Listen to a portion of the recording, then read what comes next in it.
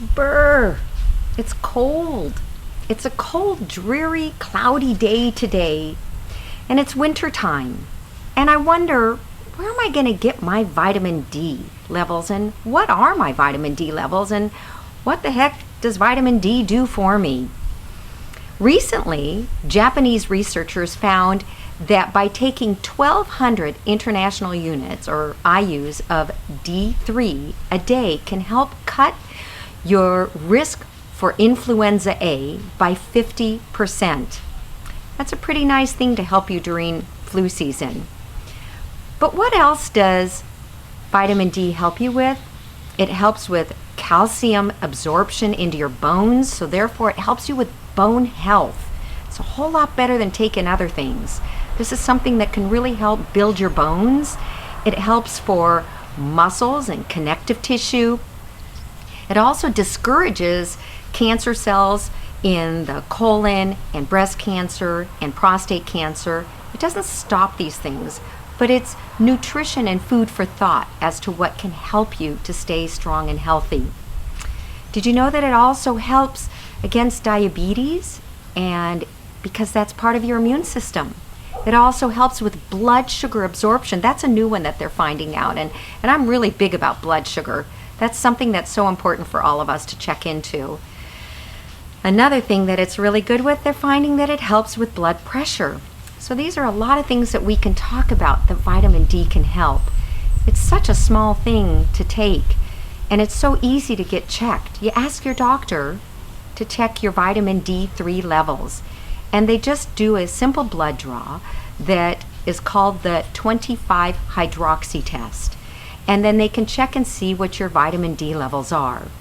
Depending on where you live around the country, whether you live up in the Northeast or Northwest or down in the South, it might kind of say what your D levels are. And it also, according to your skin color, people with darker skin, and the darkest skins of all, have even a more difficult time with absorbing D through the sun.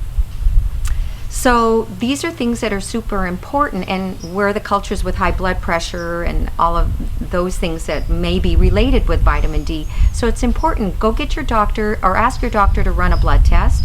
Look it up and see what your numbers are. And if you're lower than 30 nanograms per deciliter, those are really low levels. According to the Functional Medicine Institute, you really kind of want to get your levels between 50 and 80 nanograms per deciliter. I keep mine at about 80 nanograms per deciliter.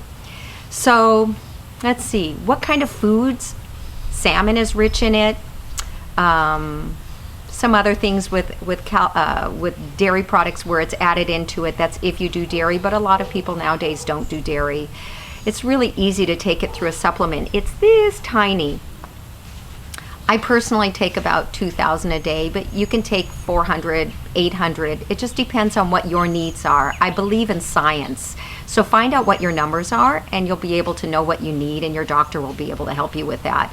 The other thing is if you don't have skin cancer issues, it's good to find some sun every day and bask under the sun and open your palms to the sun and get your face a little bit in the sun, at least 15 minutes a day to try to help you with that.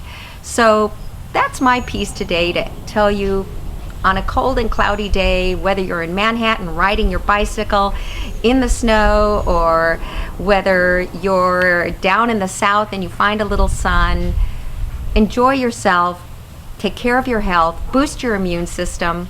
Let that vitamin D and let those D levels boost your immune system to find those viruses and gobble them up and kick them out, and do their job to keep you healthy, strong, and wealthy for another year. Happy New Year.